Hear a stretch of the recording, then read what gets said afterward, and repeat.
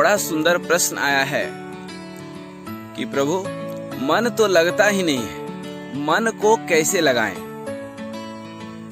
मेरे प्यारे, मन जैसी कोई वस्तु है ही नहीं, मन का अपने आप में कोई अस्तित्व है ही नहीं। बड़ा प्यारा बहुत सुंदर प्रश्न है, ध्यान दीजिएगा। मन का कोई अस्तित्व है ही नहीं। मन ऐसा कोई पाउडर या क्रीम या कोई मेहंदी तो आपके हाथ में है नहीं जो कि आप लगाने वाले हैं।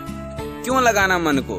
जो चीज है ही नहीं उसको आप लगाने लगते हैं। जैसे आपको अंधेरे में एक रस्सी दिखी और वह सांप की तरह प्रतीत होने लगी।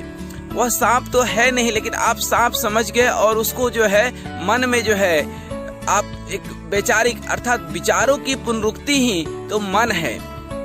विचारों की अस्तित्व को यदि हम हटा लें, यदि हम अनवरत चल रहे विचारों को रोक लें, तो यही तो हमारा जो है शांतस्य शांति मन जो है मन की जो है शून्यता है। अर्थात मन की वस्तु है नहीं, तन है। कोई बात नहीं है, यदि मन नहीं लग रहा है तो तन को ही सही लगा लें। हम तन तो लगाएं, 1 घंटा अस्थिर बैठे। भगवान की मूर्ति देखते हैं ना, जैसे बिल्कुल अस्थिर रहती है, ठीक वैसे ही शरीर को भी अस्थिर रखें। न हाथ चलाएं, न पैर चलाएं, न सर चलाएं, और धीरे धीरे 1 घंटे 2 घंटे 3 घंटे 4 घंटे, अरे मन नहीं तो तन को अस्थिर कर लें। यदि तन स्थिर आप करने में सफल हो गए, 3 से 4 घंटा अस्थिर बैठ गए, तो मन भी एक दिन जरूर बैठ जाएगा, अवश्य बैठेगा। पहला सूत्र है। दूसरा सूत्र है कि अनेक से एक की ओर चले। एक साधे सब सधे, सब साधे सब जाए, प्रेम गली अति साकरी, तामे दो न समाए। अर्थात ये अनेकों देवी देवता, अनेकों भगवान से मन को जो है निग्रह करके, मन को हटा करके कहीं एक पर टिकाएं। अब आप बोलेंगे सर हम एक पर कैसे टिकाएं? एक वो कौन है? अब देखिए, आप जहां भी जाएंगे, जिस धर्म गुरु के पास, जिस ग्रंथ, जिस साहित्य, जिस संत के पास जाएंगे, सबके अपने अपने श्रेष्ठ जन हैं, श्रेष्ठ भगवान हैं। सभी अपने देवी देवता, अपने भगवान, अपने ईश्वर, अपने अल्लाह, अपने गुरु को श्रेष्ठ मानते हैं। लेकिन सर्वश्रेष्ठ कौन है? देखिए, सोने का एक बिस्किट है और उस सोने के बिस्किट से आप अनेकों ज्वेलरी बना दीजिए।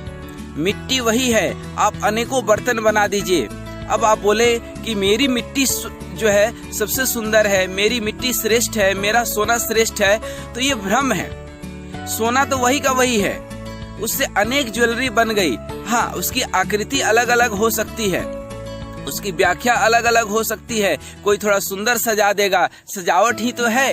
कोई पुजारी अपने भगवान को किसी और तरीके से सजा देगा, कोई और तरीके से सजा देगा।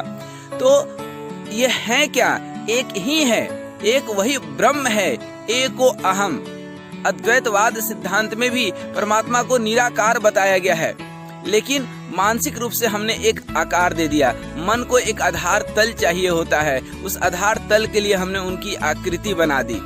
अब ये आकृति बनाने वाले, जिसके दिमाग में जो समा गया वही श्रेष्ठ बन गया। लेकिन सर्वश्रेष्ठ कौन है? सर्वशक्तिमान कौन है? अब ऐसे तो हर व्यक्ति अपने इष्ट को सर्वश्रेष्ठ मानता है और मानना भी चाहिए, लेकिन सर्वश्रेष्ठ है कौन? साक्षात परमपिता परमेश्वर की वाणी, श्री कृष्ण की वाणी क्या कहती है कि जो है, गोस्वामी तुलसीदास जी भी यही लिखते हैं, हरि अनंत हरि कथा अनंता, बहुविधि गावहि सुनहि सब संता। लेकिन एक वो कौन है? एक वही वह कृष्ण है, वही परमपिता परमात्मा है। श्री भागवत गीता में वो खुद कहते हैं कि मैं ओम, एक शब्द, एक अक्षर से जाना जाता हूँ और मैं ही पूरे सृष्टि की जो है उत्पत्ति करता हूँ और सारे सृष्टि मुझ में ही समा जाती है। ये अनेक देवी देवता, अनेक जो है गुरु संत परमपिता परमात्मा के ही बच्चे हैं। हम आप सब परमात्मा के ही बच्चे हैं, फिर हम उस एक को क्यों ना पूजे? और ये अनेकों मंत्र, अनेकों ग्रंथ पढ़ने के बजाय हम क्यों न उस एक मंत्र, महामंत्र को पकड़े जो साक्षात परम पिता परमात्मा अपने मुखारविंद से बोल रहे हैं, ओम नित्याक्षरम। एक ओम अक्षर ही सर्वशक्तिमान है। तो हम अनेक से एक पर चलें, और अनेक से एक पर चलने से क्या होता है? अनेक से एक पर चलने से कुछ दिन के बाद वह एक भी मिट जाता है। और जैसे एक बूंद पानी, हम लोग क्या है, हमारी आत्मा क्या है, उस परमात्मा की अंश है। अर्थात एक बूंद पानी समुद्र में मिल गया तो उस एक बूंद पानी का अस्तित्व समुद्र में लीन हो गया, खत्म हो गया, कहते हैं संसारिक दृष्टिकोण से या विलय हो गया।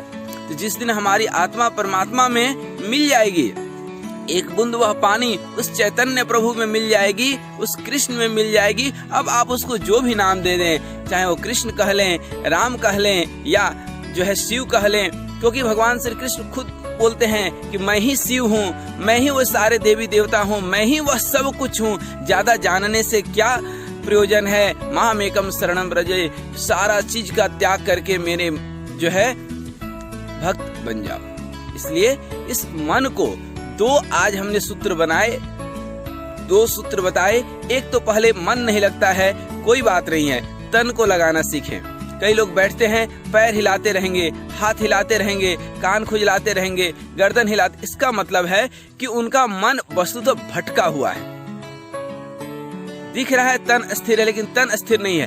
पहले मन स्थिर करने का सबसे पहला सूत्र है कि तन को स्थिर करना सीखें। 1 घंटा, 2 घंटा, 4 घंटा बिना एकांत में कहीं हमारे जैसे बैठ जाए और मन को 1 घंटा 2 घंटा कोशिश भी नहीं करना है। मन के लिए कोई एकाग्रता या किसी चीज की कोशिश नहीं करनी है, तन को स्थिर करना है। मन को भटकने दे जहाँ भटकना है, कोई बात नहीं है, भाव को जाने दें।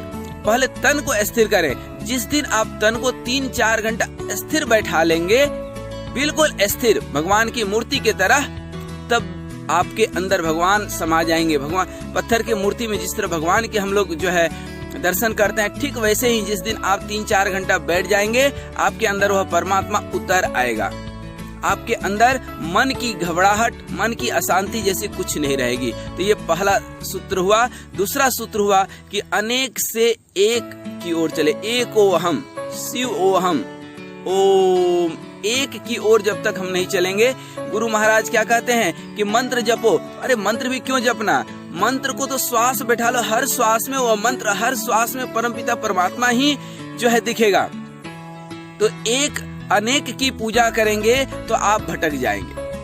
पूरे संसार में कब तक, कहाँ तक भटकेंगे? किसकी पूजा करेंगे? सब अपने आप में श्रेष्ठ और सर्वश्रेष्ठ हैं, लेकिन किसी एक पर तो आपको टिकना ही होगा। मार्केट में जाते हैं, अनेकों सामान है, लेकिन आप वही खरीदते हैं जिसकी आपको जरूरत है।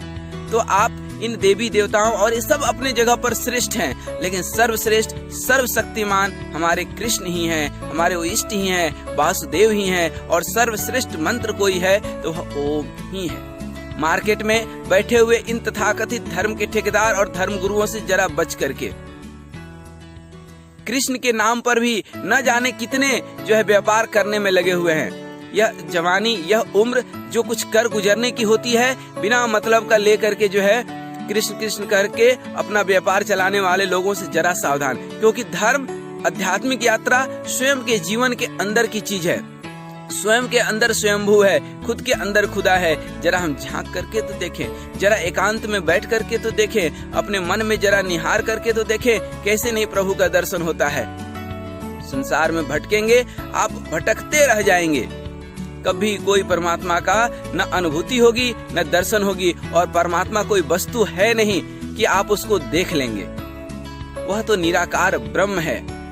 यदि आपके अनुभव में उतर आया तो बहुत अच्छी बात है, नहीं आया तो कोई बात नहीं है। कोशिश जरा करके देखिए, कोशिश करने वालों की कभी हार नहीं होती है। हरिओम तत्सत, हरिओम।